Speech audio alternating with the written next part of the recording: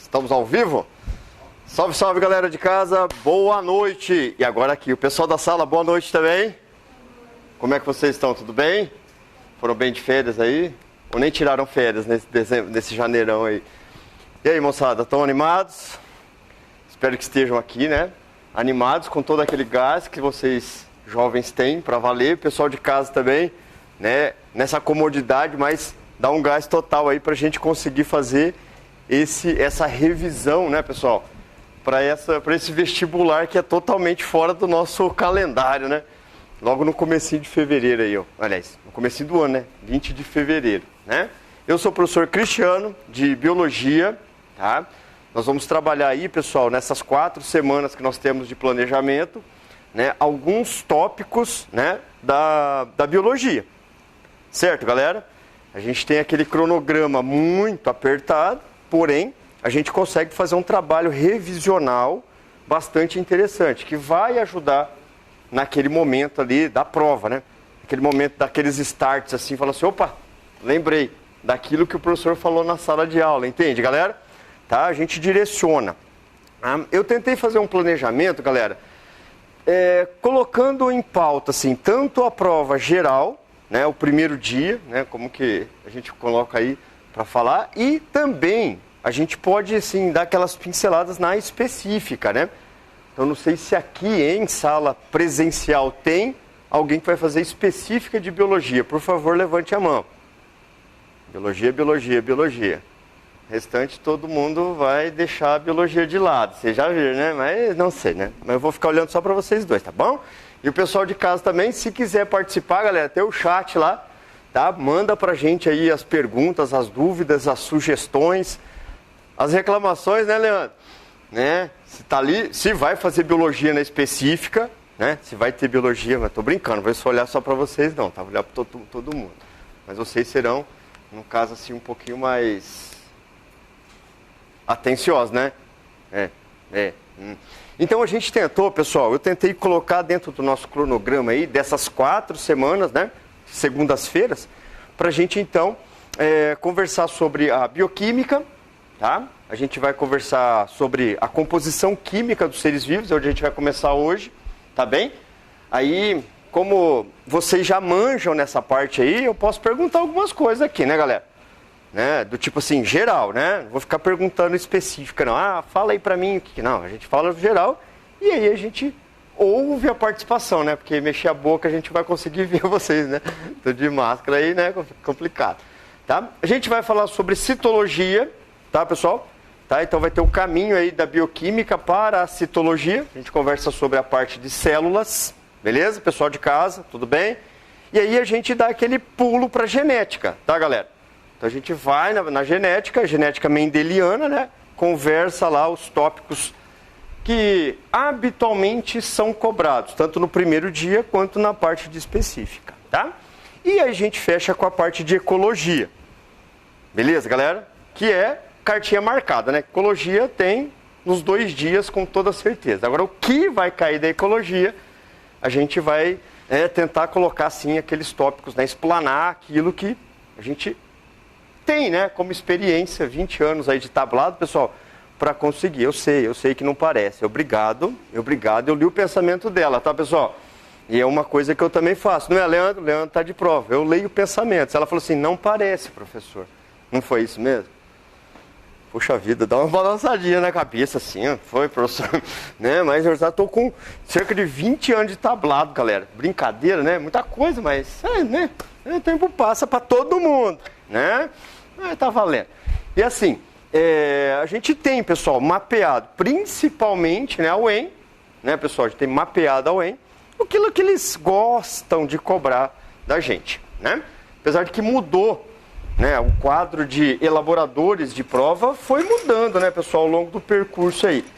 Mas a última mudança que nós tivemos, a gente já conseguiu dar aquela estudada, né? Viu o perfil já, né, dos elaboradores, portanto, tá?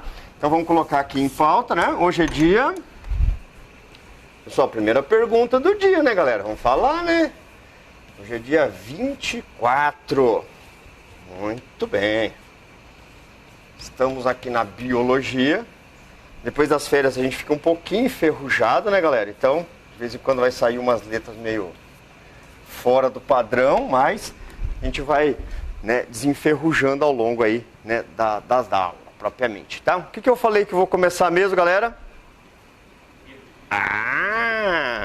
Aqueles que estavam atentos sabem que a gente vai falar sobre bioquímica.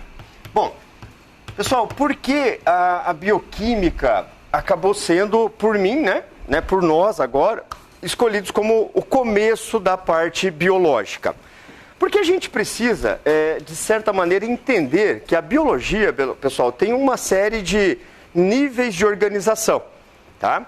E esses níveis de organização, eles nos levam a um certo conhecimento gradual, né? Aquele conhecimento em que você vai montando as peças, tá? E a bioquímica, como a gente pode falar, de forma mais resumida, né? Porque aqui está a composição química dos seres vivos. Concorda comigo, pessoal? É o que está escrito aqui, né? Só que com outras palavras. Bio é vida, química, no caso, química da vida. Composição química dos seres vivos, né? É onde a gente pega a química como sendo a base, tá? Por que a base, pessoal? Porque é a partir dos elementos químicos, conhecidos na forma de letras, né, siglas propriamente, cálcio, ferro, fósforo, magnésio, blá, blá, blá, que nós vamos montar um ser vivo. Concorda comigo, gente? Então é a partir do momento que você consegue conhecer a química, ou seja, os átomos, que é o que você começa a formar o quê? Moléculas. E ao começar a formar moléculas, você começa então a montar o ser vivo propriamente, tá? E aí a gente consegue ver, entre aspas, né, por exemplo, um vírus que entra no mundo biológico, às vezes como sendo um ser vivo ou não.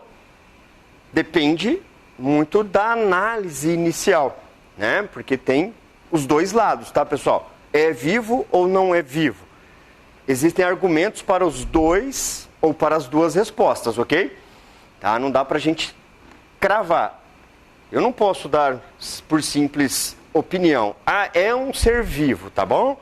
E você tem que aceitar. Não, eu tenho que argumentar. Ou não é um ser vivo, como é a minha concepção. Tá? Eu, particularmente, acho que o vírus não é um ser vivo. Porque eu sou da geração, ou propriamente, né, eu sou adepto à teoria celular. E vocês sabem que a teoria celular tem como principal parâmetro todo ser vivo ser constituído pelo quê, gente? Por uma célula, tá? Então, se você perguntar a minha opinião, dentro do meu conceito, né, biológico, para mim, vírus não é um ser vivo. Porque eu tenho né, levo em consideração que todo ser vivo tem que ter pelo menos uma célula. Porém, eu tenho amigo que fala que é ser vivo. Tá, eu não vou, de certa forma, desrespeitá-lo e muito menos vou ficar, né, de mal dele, né? Por quê? Mas ele justifica que o ser vivo é aquele que tem a molécula da vida. E a molécula da vida, pessoal, o conhecimento básico é o material genético, né? O DNA, o RNA, que seja, né? Ou às vezes até os dois, né? Porque tem vírus que tem os dois. São poucos, mas existem, tá? A grande maioria dos vírus ou é de DNA ou é de RNA. E é nesse parâmetro, nessa química, que tem muitos que consideram que vírus é um ser vivo. Ou seja, tem tem vida, tá? E aí pega como principal argumento o que, galera? A molécula, que é feita por átomos, né? Que está na química, né, básica que você precisa saber. E é onde os caras dos vestibulares pegam a gente, na tal da interdisciplinariedade. É onde eles gostam, principalmente na prova geral, de fazer esse encontro de informações. Concorda, galera? Tá? Então, dominar átomos, para que você consiga entender a montagem das moléculas, acaba sendo importantíssimo para a química e para nós aqui da biologia. Beleza, galera? Tá? Bom, depois que nós estudarmos a bioquímica, que vai ser hoje, né? dentro do contexto da aula de hoje, é tudo bioquímica, a gente vai para qual aula mesmo? Citologia. Ah, vocês já estão... Né? O que a citologia estuda em especial, galera? A célula, né? Seja ela simples como uma procarionte ou complexa como uma eucarionte. Se comparar, dá para a gente falar essa frase. A procarionte é mais simples do que a eu, né? Mas o que é feito uma célula? Ora, um conjunto de moléculas. Se você pegar a membrana plasmática, que toda célula tem. Se cair uma frase assim na prova de vocês, toda célula possui membrana plasmática, você marca ou não marca? Qual? Toda célula tem membrana plasmática. Ou a membrana plasmática é uma organela presente em todas as células biológicas, lógico, né? Verdade ou não, galera? A minha primeira frase fez com que essa frase esteja verdadeira. Porque eu falei o quê? Toda célula possui o quê, galera? Membrana plasmática. E do que é feita a membrana plasmática que toda célula tem? Captou a mensagem? Eu falei que toda membrana plasmática, aliás, membrana plasmática toda célula tem. Do que ela é feita? Lipídios e proteínas. Às vezes tem carboidrato, às vezes tem um colesterol, que é uma variante de lipídios, né, galera? Tá? Então, moléculas formam organelas. Mas as organelas estão dentro ou estão constituindo as células, tá? Então, nada mais justo, né, pessoal, estudar a molécula antes para que a gente consiga entender como é que são feitas as organelas, para que então possamos entender como é feita uma célula. E ao estudar a célula, a gente começa a entrar naqueles detalhes, do tipo a citologia. Então, você estuda as organelas, de repente você tem que estudar mitocôndria. Famosa, não é, galera? Mitocôndria, muito famosa. E aí, você precisa já previamente saber que a mitocôndria é responsável pela formação de ATP, que é a formação de energia, que é, no contexto, conhecido como respiração celular. Né? Daí a gente entra no cloroplasto, fala da fotossíntese.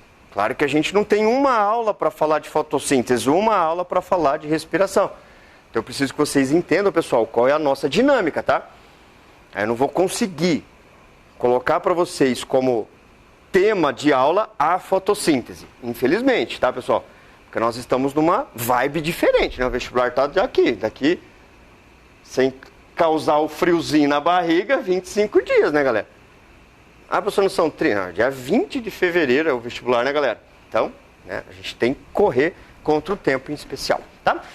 Estudando a célula, pessoal, a gente já começa a entender a dinâmica mais ampla, até chegarmos na parte genética dessa célula, né? Daí a gente entra na genética falando de quem? De Mendel, né? Como é que ele estudou a primeira lei, segunda lei, como que eles podem cobrar a primeira lei, como que eles podem cobrar a segunda lei e as suas respectivas variações. Até estudarmos a genética moderna, né, pessoal? Aquela genética chamada de biotecnologia. E a gente estuda ali alguns aspectos mais recentes, tá? E a gente vai para a última das aulas, qual é mesmo? Ecologia, né? Aí a ecologia, pessoal, é outra história, porque engloba tudo. Engloba os seres vivos, seja ele qual for, e o ambiente. Daí a gente faz aquela miscelânea geral. E aí dá aqueles pitacos também dentro da ecologia, numa botânica, né, pessoal? A gente fala um pouco sobre, mas não a botânica em si, infelizmente. Tá bom? Então essa é a nossa... o nosso, né, planejamento, tá, pessoal? O nosso roteiro geral. Combinado? Vamos lá, então. Bioquímica, a composição química dos seres vivos. Começamos com os compostos. Gente, os compostos, eles podem ser caracterizados como inorgânicos.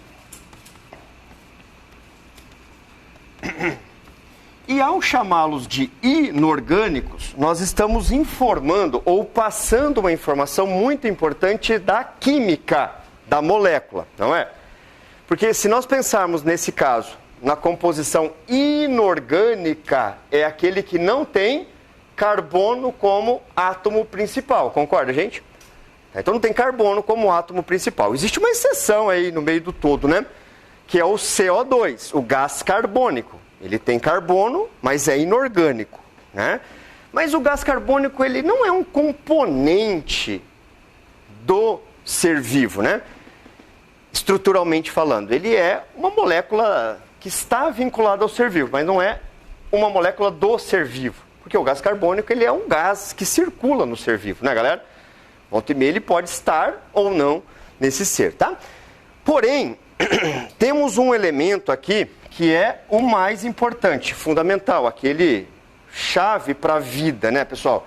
A gente traz uma frase que é verdadeira, né? De vários anos de estudos, não é? Que sem água não há vida. Todo mundo já ouviu falar essa frase, né, galera? Não tem água, não tem vida. Essa é uma frase que a gente pode falar com toda certeza, tá? E você poderia, em 10 segundos, pessoal, 10 segundos, tá? Elaborar, depois da minha frase, uma possível resposta, tá?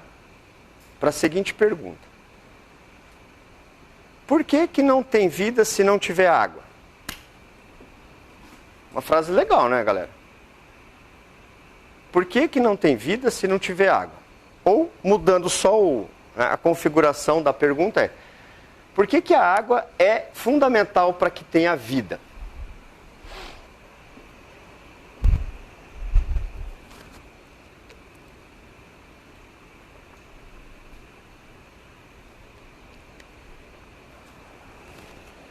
Muito bem. Conseguiu elaborar uma possível resposta, galera? Sim? Deu aquela do tipo assim, analisada no todo e elaborou uma resposta do tipo assim, prévia, né? Aquela resposta sutil, básica. Se alguém tiver vontade, sabe aquele desejo de falar o que pensou, é a sua vez. Bom, se todos quiserem falar de uma vez só, pessoal, vai ficar complicado, né? Porque daí a dinâmica vai ficar ruim, né? Mas assim, mais uma chance. Se alguém quiser falar o que tem na sua memória de que, por que que a água, pessoal, é essencial, necessária, fundamental, importante para a vida?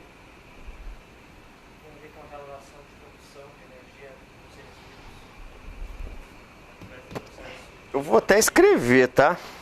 Eu vou até escrever.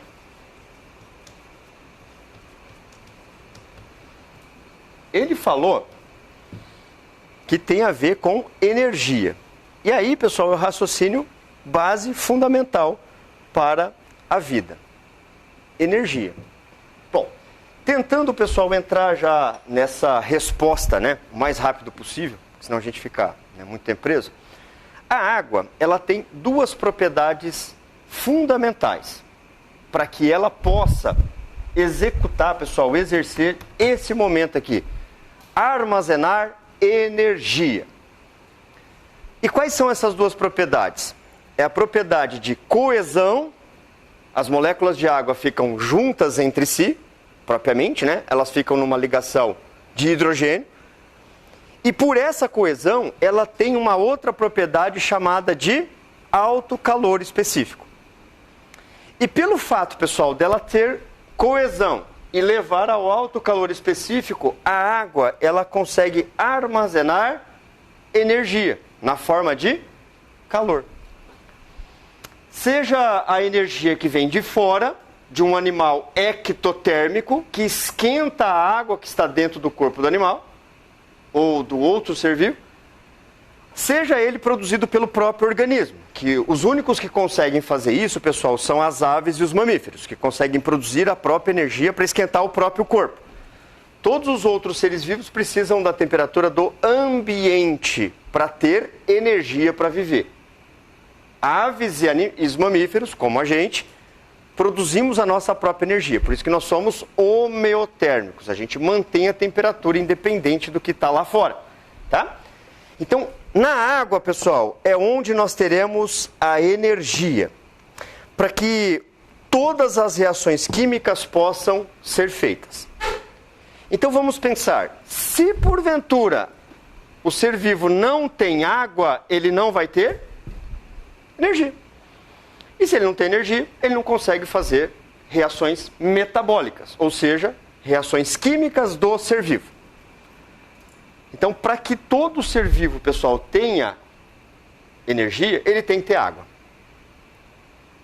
Por mínimo que seja, tem que ter água. E é uma das coisas que eu também, pessoal, levo em consideração quanto ao vírus. Vírus tem água na sua composição química? Não. É por isso que o vírus não tem metabolismo próprio. Porque ele não consegue, pessoal, executar as suas próprias reações. Mas por que ele não consegue, professor? Bom, primeiro porque ele é muito simples também, né? Mas o outro fato é porque não tem água. Professor, você está querendo dizer, então, que se um dia o vírus tiver água na sua composição estrutural, ele poderá fazer reação química? É o que os cientistas estão investigando. De repente, pessoal, a gente vai ter os tais vírus mutantes aí, né? Que vai ter sua própria reação. Não precisa de um organismo para se multiplicar, ele se multiplica no ambiente. Vírus já é complicado, né, galera? Do jeito que tá, né? Imagina só, ele sendo autossuficiente. Jesus, sai fora. Né? Não vou nem pensar nisso. Né? Então, a ideia, pessoal, é de que para ter vida tem que ter água. Porque é na água que está a energia.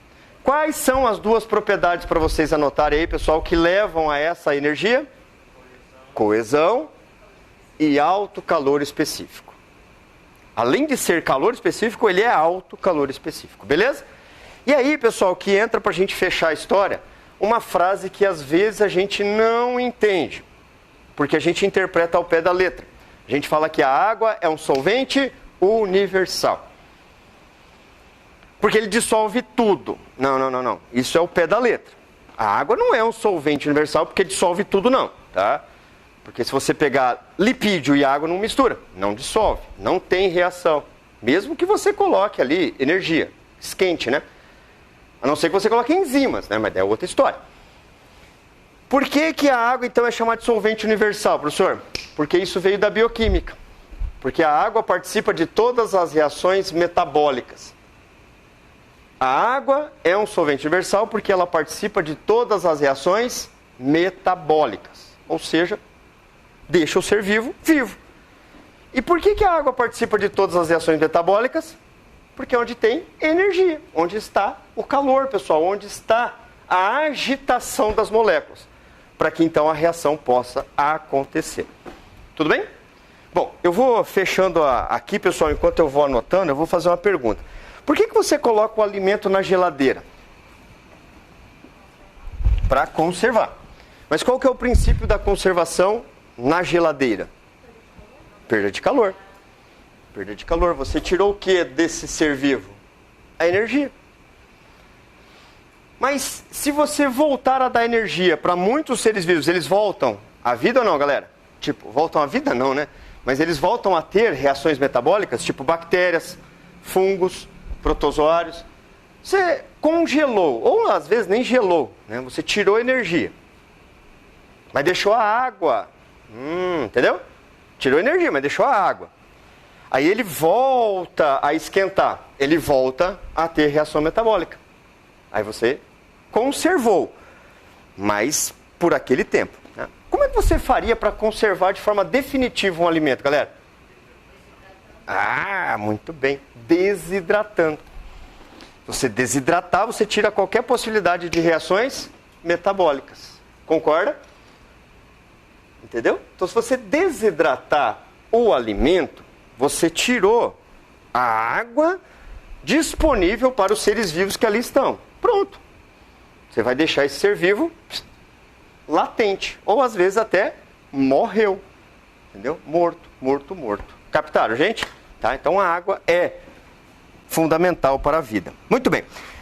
Próximo composto inorgânico. A gente chama ele de sais, tá, pessoal?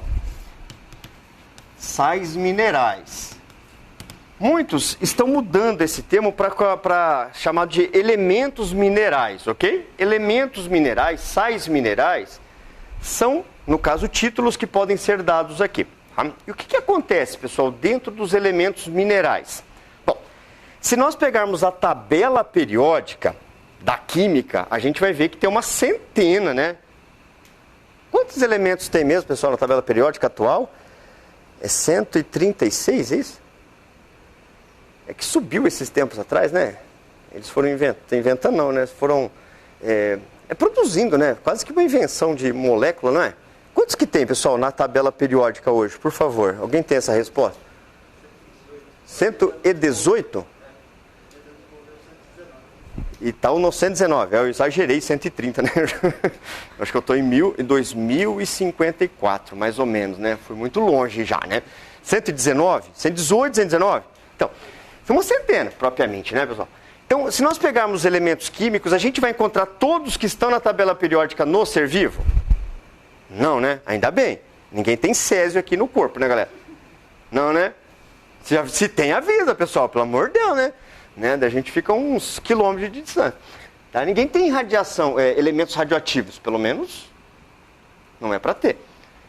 Então, mas muitos dos elementos que estão na tabela periódica estão fazendo parte do ser vivo. Alguém pode citar quais? Se aparecer a ordem que eu tenho aqui, pessoal, para passar para você, eu já coloco. Carbono, hidrogênio. Isso. É o CHOMPS.